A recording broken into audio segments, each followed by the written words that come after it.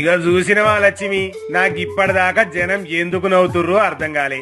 ఈ car race scam లా మన టిల్లు గాని మరోసారి పిలిచింది ఏసీబీ. అందుకే జనం కూడా మనం పింకు పార్టీ వాళ్ళమని తెలిసి నవ్వుకుంటుర్రు. ఏసీబీ టిల్లుగాన్ని విలువ కవ్వుకుంటదా? మనోడు చేసిన కథలు మామూలుగా లేవు. మనోడు అప్పుడు అంత ఆడావుడు చేసినప్పుడే నాకు డౌట్ వచ్చింది. ఇక ఈ కార్ స్కామ్ ఒక్కటే కాదు, గా ఫోన్ ట్యాపింగ్ చేసి ఇళ్ళలా మాట్లాడుకునేవి కూడా ఇన్నాడు కదా. బ్లాక్ మెయిల్ కూడా చేసిండు, మస్తు దందాలు చేసిండు, కుటుంబాలను కూడా నాశనం పట్టించిండు. కుటుంబాల్ని నాశనం చేసుడేంది? తాయితక్కను ఎట్లా చేసిండో మర్చిపోతామా? ఈ ఇంట్లో అందరు అట్లనే పాడైనరు.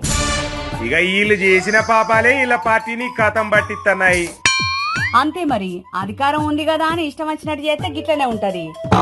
ఈ పార్టీలంటే మనం కూడా అటు ఇటు కాకుండా అవుతాం. పోదాం తీ. అవు మళ్ళా నేను కూడా అదే అంటున్నా.